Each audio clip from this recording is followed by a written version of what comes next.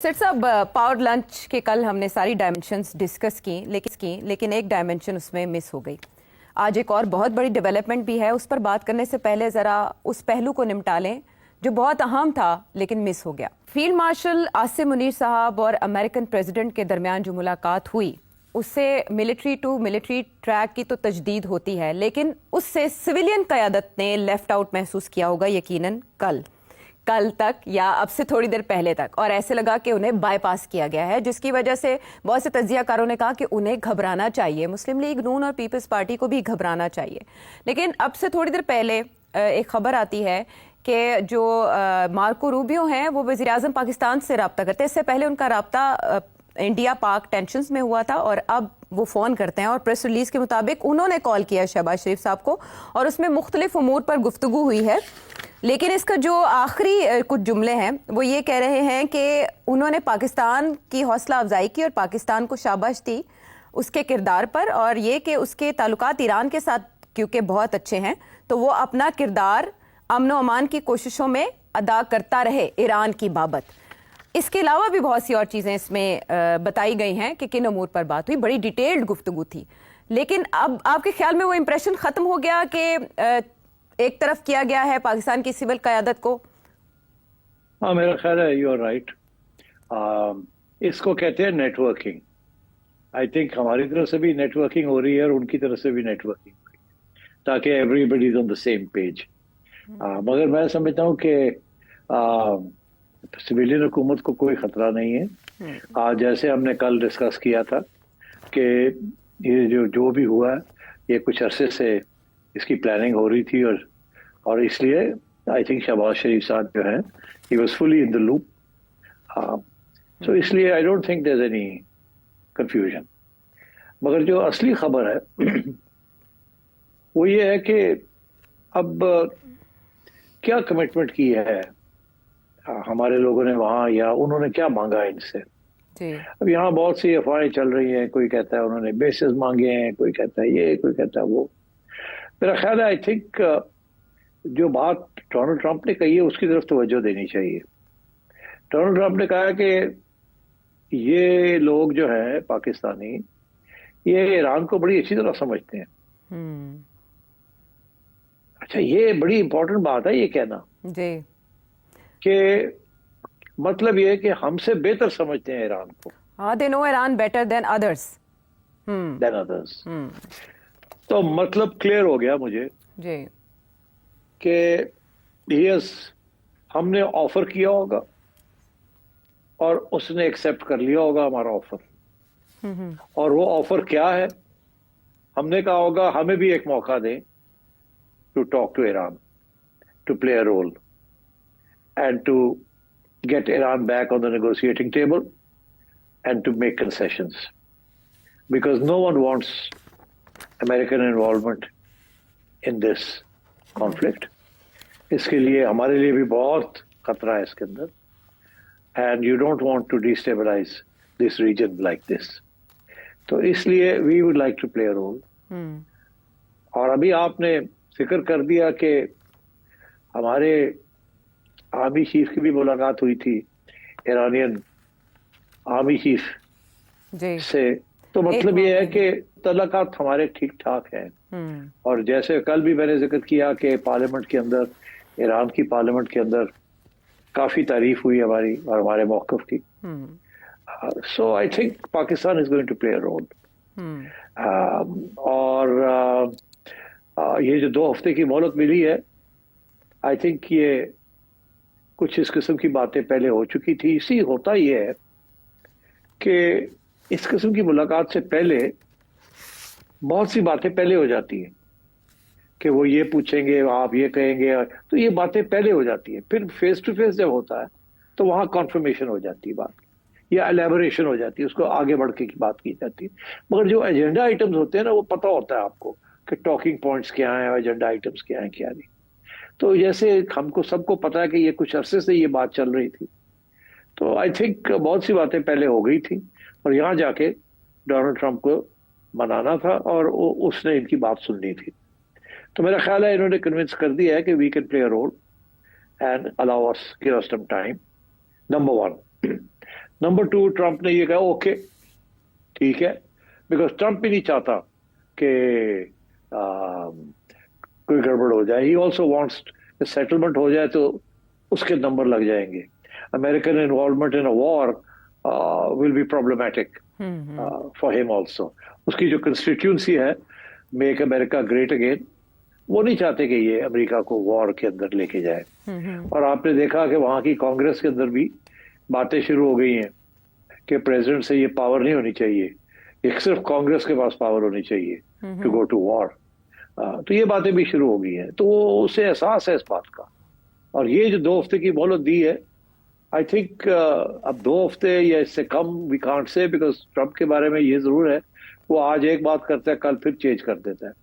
मगर अगर if you go bye जो पहले की बात हुई उससे 60 दिन दिए थे और 61st डे इसराइल ने अटैक कर दिए, तो अब उसने 2 हफ्ते और दिए।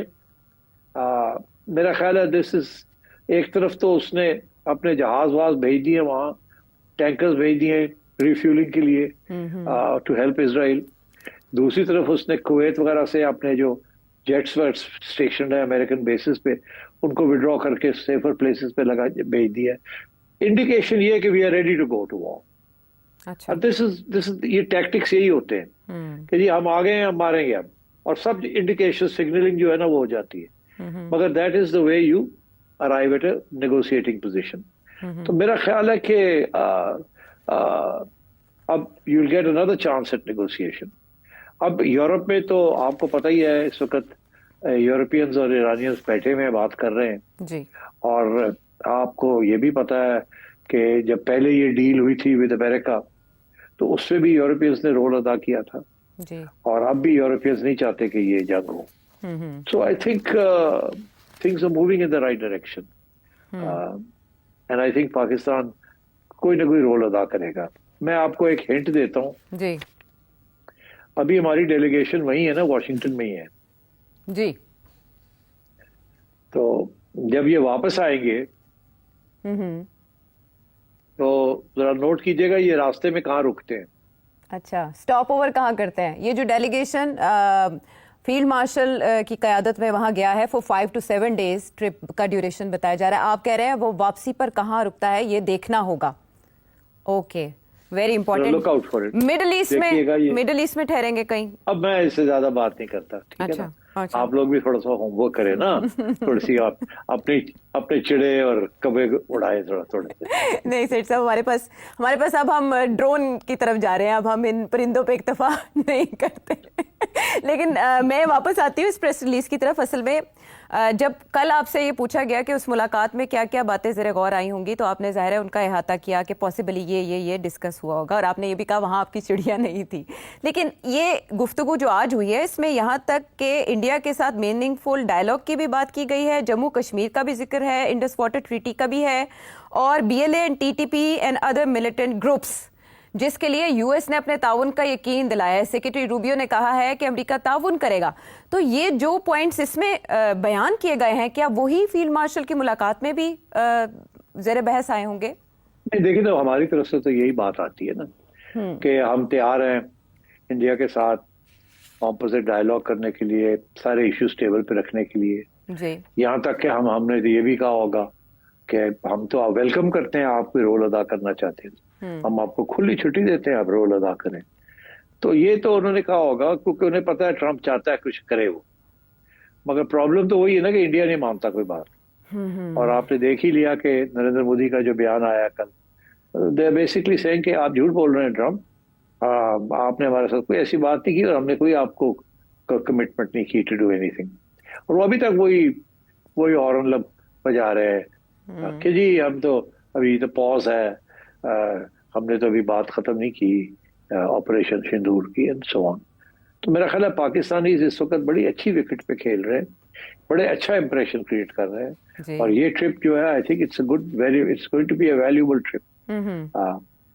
मैं नहीं समझता कि Pakistan will give any bases to America. मेरा नहीं ख्याल अमेरिका को बेसिस की जरूरत भी पड़ेगी। आई don't think so.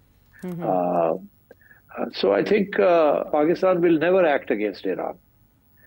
And so therefore, America को भी इस बात का पता होगा और एक्सप्लेन भी कर दिया होगा पाकिस्तानी डेलीगेशन ने कि हमारे क्या मसले हैं, how we can not become a Trojan horse. आपको पता ना, ग्रीक मिथोलॉजी में जी। एक पूरी कहानी है ट्रोजन हॉर्स की। ट्रोजन हॉर्स एक लकड़ी का घोड़ा था जिसमें कुछ फौजी दस्ते छुपाए गए थे, और घोड़ा जाके एक शहर में, ट्रॉय में जाके रख दिया था, और फिर रात के वक्त घोड़े में से फौज के दस्ते निकले और उन्होंने शहर को सीज कर लिया। जी। तो मतलब एक घुसपैठी है, सीक्रेट। तो ईरान हमेशा यही शक करता रहा है कि पाकिस्तान शायद एक ट्रोजन हॉर्स है अमेरिका का, ओके। और हम किसी सूरत में भी इस इम्प्रेशन को अब नहीं बरकरार रहने देंगे। And so now therefore there is no question of allowing American bases. अलबत्ता ये जरूर है that we will play a role in trying to mediate this conflict. तो आपके ख्याल में पाकिस्तान किस हद तक असरअंदाज हो सकता है ईरान और अमेरिका के दरमियान एक डील कराने में?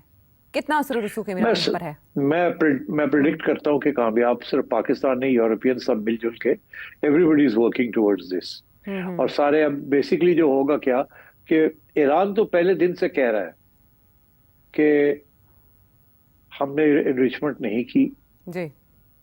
दूसरी बात ये कि अमेरिका खुद तस्लीम करता है, यूरोपियंस खुद तस्लीम करते हैं, उनके मिलिट्री एक्सपर्ट्स, पेंटागन सारे तस्लीम करते हैं कि उन्होंने नहीं एनरिचमेंट की और ना ही उनका इरादा है टू मेक अ बॉम्ब। ठीक, सो इसलिए मेरा ख्याल है ये तो इजराइल ने ये इशू बनाया हुआ है। जी। एंड आई थिंक शुरू में ट्रंप थोड़ा सा फिसल गए इसके ऊपर, अब उसको एहसास हो रहा है इस बात का, क्योंकि बड़ी रेजिस्टेंस आ रही है to American intervention on the behalf of Israel. क्योंकि इसराइल की इस वक्त स्टैंडिंग दुनिया में बिल्कुल जीरो है। कोई भी उसके पुराने एलाइज और दोस्त सारे छोड़ गए उसको। जिस किस्म की ब्रूटल किस्म की उन्होंने बॉम्बिंग की है, पहले उन्होंने की उधर गाजा में और पैलेस्टाइन में, और अब उन्होंने यहाँ टारगेटिंग ईरान। और उनको पता है, अमेरिका को भी पता है कि ये लिबिया नहीं है ईरान, ये सीरिया भी नहीं है। ईरान एक पूरी सिविलाइजेशन है और बहुत बड़ा मुल्क है। 90 मिलियन तो सिर्फ पॉपुलेशन है, पर पॉपुलेशन को छोड़े it's a huge country, like a continent. जी। और इसको संभालना सिर्फ एयर पावर के जरिए नॉट पॉसिबल। ये तो troops on ground, boots on ground करने पड़ेंगे। 2-3 लाख फौजी ग्राउंड में लैंड करने पड़ेंगे, पूरी फौज आनी पड़ेगी। It's not possible. वो उन्होंने करके देख लिया ना, वियतनाम में क्या हुआ। उन्होंने और जगह पे भी, कोसोवो में इधर उधर करके देख लिया ना क्या हुआ। जी। तो ये नहीं होना। So I think basically as long as the American